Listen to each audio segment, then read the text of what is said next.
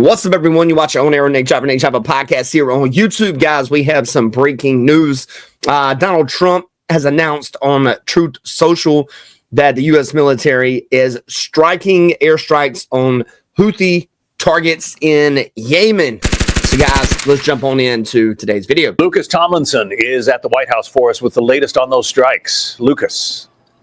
John, these are the most significant airstrikes since President Trump returned to the White House, and the first time U.S. jets have struck these Iranian-backed Houthi rebels in Yemen since President Trump returned to the White House. U.S. officials say F-18 Super Hornets from the flight deck of the USS Harry S. Truman were the vanguard of the strikes, along with Air Force fighter jets and drones. President Trump announcing the strikes just a few minutes ago on his Truth Social, saying, quote, today I have ordered the United States military to launch decisive and powerful military action against the Houthi terrorists in Yemen. They have waged an unrelenting campaign of piracy, violence, and terrorism against American and other ships, aircraft, and drones. Joe Biden's response was pathetically weak, so the unrestrained Houthis just kept going. And John, recall, it was just days after taking office, one of President Trump's first executive orders was redesignating the Houthis a foreign terrorist organization after the Biden administration removed them. The State Department made it official earlier this month, marking Houthi leaders ripe for assassination. The targets in today's strikes include air defense systems and missile and drone factories, and also include a strike against one of the Houthis' top missile officers. The Houthis are backed by Iran. Many consider them modern-day Barbary pirates. Since the October 7th massacre, they have launched over 100 attacks against commercial shipping. U.S. warships also came into the crosshairs of the Yeah, guys, so these Houthi, this group is basically modern day type pirates out there blowing up stuff, stealing materials off of cargo ships. It looks like they've even struck some military, U.S. military ships as well. So Donald Trump has launched U.S. military strikes on the Houthi. If you guys have ever seen the movie with Tom Hanks, where he plays the captain of that ship, you could think of the Houthi as similar to those pirates in that movie. And I'm forgetting the name of the actual movie that Tom Hanks was in, but it was Captain Phillips. I just Googled it here.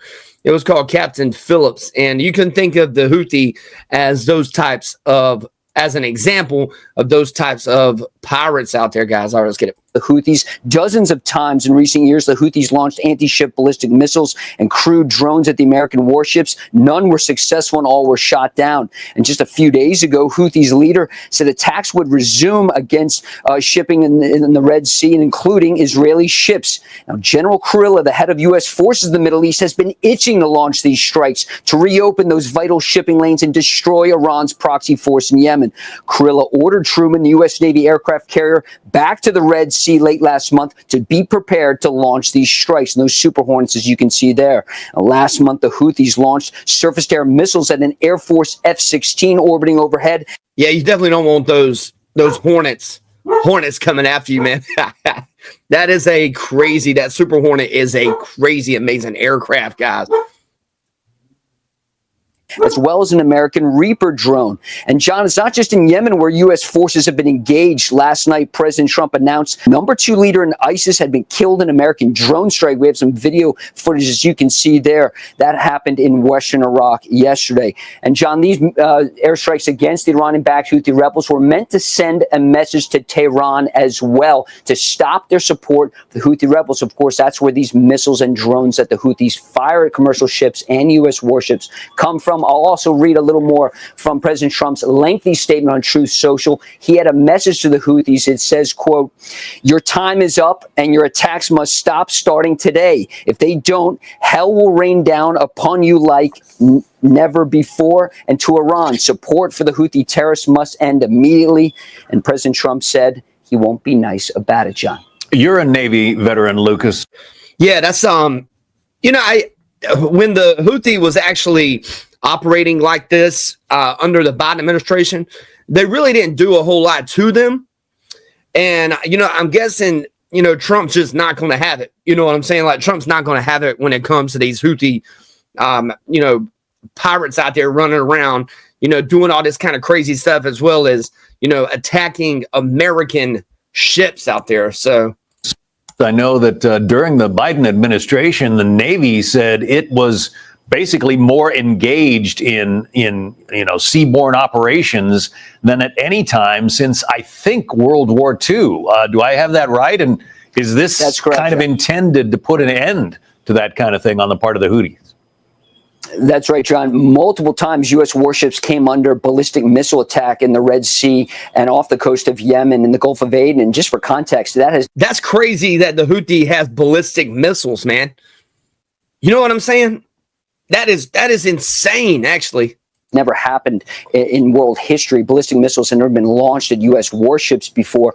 Thankfully, they were all shot down, but that was always a concern in the Pentagon. What if those missiles gets through? It was notable in President Biden, in his farewell address, he talked about U.S. forces not being engaged in combat. And if you looked at the Navy press release when the USS Dwight D. Eisenhower strike group returned from the Red Sea, they talked about hundreds of bombs being dropped against the Houthis, dozens of surface-to-air missiles from those Super Hornets shooting down those crew drones that are flying overhead. There was also an issue of cost. These interceptor missiles launched from the guided missile destroyers and cruisers in the strike group, John, those missiles cost millions of dollars, shooting down what were in essence, flying lawnmowers launched from the Houthis, very crude drones, just, $50,000 or so in cost. And the fact that these shipping lanes, vital shipping lanes that are needed for commerce, for the oil trade, have been essentially shut down since the October 7th massacre, commercial ships having to take that long journey around Africa, certainly adding to the cost. So certainly there's an economic message here with these strikes against the Houthis today. And by the